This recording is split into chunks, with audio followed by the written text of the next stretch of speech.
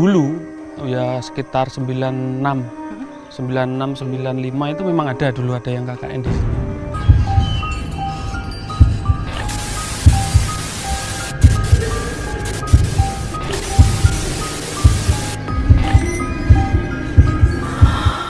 Welcome back to my channel. Perkenalkan, nama aku Syera Antoinette dan hari ini kita akan kembali membahas KKN di Desa Penari.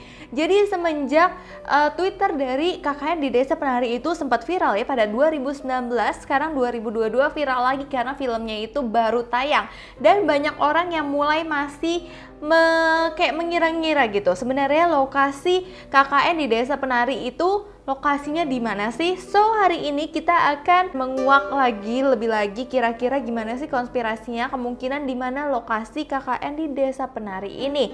Oke guys, langsung aja kita mulai ke pembahasannya. Nah guys, jadi beberapa sumber dari pihak memberikan komentar mengenai Desa Penari ini. Tapi ini juga masih dugaan ya guys. Ini belum tentu kebenarannya tuh ada, ataupun ini juga bisa jadi ini tuh asli atau tidaknya tidak ada yang tahu. Terus kalau misalkan desanya sendiri ini belum tahu juga ini pasti di tempat sini atau tidak. Tapi banyak yang mencurigai tempat sini nih ya guys. Dimana mulai dari paranormal, terus praktisi, spiritual, indigo, orang asli Banyuwangi, ada yang percaya pada satu tempat yang hampir mirip banget dengan cerita di KKN di Desa Penari ini.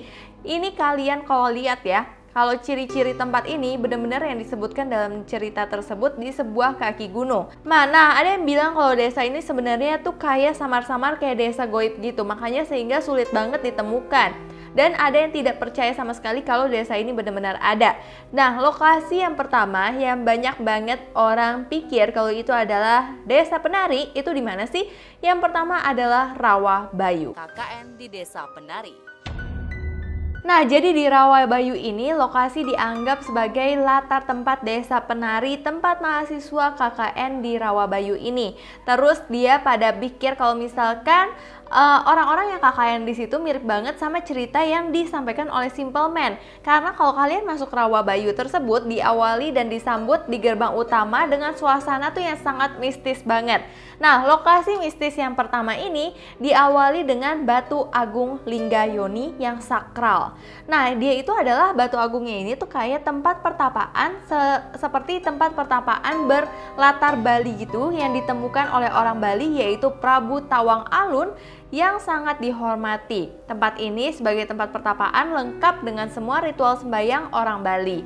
Nah, tapi banyak yang menduga kalau tempat ini adalah tempat yang dekat dengan Desa Penari sebenarnya. Tapi itu juga masih dugaan ya guys. Ini juga belum tentu, ini masih konspirasi aja. Terus sebelum kita masuk lebih dalam ke Rawabayu tersebut, kalian juga harus banget izin dulu. Jadi kalian harus tahu ya, kalau ke tempat-tempat seperti itu memang harus izin dulu. Terus ritual izin dengan cara cuci muka 11 kali dulu guys. Dan berbagai ritual sembahyang orang Bali. Semakin masuk ke dalam, kita bertemu dengan batu nantinya. Nah, batu itu berbentuk kepala burung Garuda. Batu yang sering dicari orang-orang untuk bersemedi guys di sana. Ditambah cerita Desa Penari, orang-orang semakin berbondong-bondong dong guys mempercayai dan datang ke sana untuk bertapa dengan tujuannya masing-masing karena menganggap tempat ini tuh adalah tempat yang sakral. Tapi apakah itu benar? Kita masih belum tahu ya guys. Nah, terus di sini ada Pak Saji yang merupakan juru kunci pertapaan tersebut menyebutkan bahwa dan memastikan kalau tempat yang orang-orang kira itu adalah Desa Penari itu bukan Desa Penari sebagaimana yang disebutkan.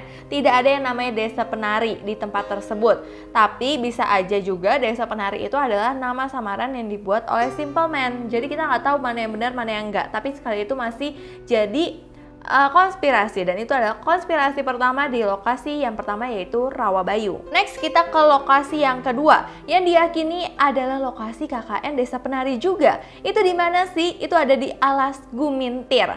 Tapi ini juga masih dugaannya sekali lagi guys. Nah, Alas Gumintir itu tuh sebuah hutan yang dibelah jalan raya yang menghubungkan Jember dan Banyuwangi. Jadi masih deket-deket di situ ya guys. Meskipun ini jalan raya ramai kendaraan lalu lalang, tapi suasana mistis itu tidak lepas dari daerah tersebut guys. Keyakinan Alas Gumintir sebagai lokasi asli dari Desa Penari ditandai dengan adanya patung patung penari legendaris di tempat tersebut. Patung itu juga punya cerita yang mistis banget guys, yang kuat. Katanya patung itu kerap kali bergerak seperti orang menari. Pendapat paranormal yang meyakini hal tersebut menyebutkan benda apapun yang dibuat dalam wujud manusia biasanya tuh bisa dimasukkan oleh jin dan menunjukkan eksistensinya melalui wujud patung tersebut. Maka nggak heran kalau patung di Alas Gumintir yang disebut patung penari membuat keyakinan orang-orang sebagai lokasi desa penari. Itu konspirasi yang kedua di tempat yang kedua ya guys. Beberapa tahun yang lalu pihak dari Trans dan juga On The Spot sempat mencari tahu di mana lokasi desa penari ini, dan mereka menemukan di sebuah desa di Banyuwangi menemukan hal-hal yang janggal banget. Ceritanya mbah-mbah kita zaman dulu ya. Batu ini memang istilahnya batu yang dipakai untuk istirahat orang-orang yang dulu ya sekitar 96-95 itu memang ada dulu, ada yang KKN di sini tahun 96. Jadi jauh dari apa yang sudah diberitakan. Jadi karena sudah lama ditinggalkan akhirnya ya sebagian ada yang roboh, hancur dengan sendirinya, dan ya tinggal satu ini sisanya. Apa ini mas? Ya ini pemakaman Mbak, pemakaman umum. Pemakaman umum untuk warga desa yang kampung yang tadi ya. Sebelum meninggal, nah itu mereka sempat bercerita kepada orang tuanya dan orang-orang terdekatnya itu sebelum meninggal itu malamnya mereka beberapa kali itu bermimpi. Nah, bermimpi didatengin sosok seperti putri, tetapi dia memakai selendang, jadi seperti penari gitulah. Lalu bagaimana pendapat salah satu praktisi spiritual, Gus Soleh Pati? Jadi Gus Soleh Pati ini mengaku kalau cerita dari desa penari persis seperti tempat yang pernah dia temui. Ada penari perempuan yang sangat cantik menurut Bapak Gus Soleh Pati ini guys. Jadi dia ngelihat ada perempuan yang nari cantik banget, terus dia gemulai banget, aduhai banget ketika menari, tapi sebagian tubuhnya itu adalah ular. Jadi persis banget sama yang sering diceritakan di Simple Man atau yang diceritakan juga di film KKN di Desa Penari tersebut ya guys. Seperti apa sosok Badarawuhi yang disebut siluman ular ini, Gus Soleh Pati akhirnya mencoba untuk berkomunikasi dengan alam untuk bisa memvisualisasikan di atas kertas sosok dari si penari ular ini, penari yang setengah ular ini gitu ya guys. Nah akhirnya dengan berbagai ritual sebelum dimulai, Gus Soleh kemudian mulai menggambarkan sosok tersebut di atas kertas sesuai dengan penglihatannya di dunia. Badarawuhi katanya sosok yang benar-benar cantik, tapi dia itu berekor ular. Serem banget gak sih guys? Terus dengan berbagai macam sumber juga yang berspekulasi mengenai lokasi KKN Desa Penari, ada juga foto-foto yang tersebar yang curiga kalau lokasi itu di mana, orang-orangnya itu siapa. Itu mulai banyak banget yang beredar, itu juga nggak tahu mana yang benar dan itu masih menjadi konspirasi dan tidak ada bukti validnya kalau itu benar atau enggak. Tapi menurut aku untuk filmnya dan ceritanya yang memang seru ini kita nikmati aja, terlepas itu beneran kejadian atau tidak kejadian sekalipun.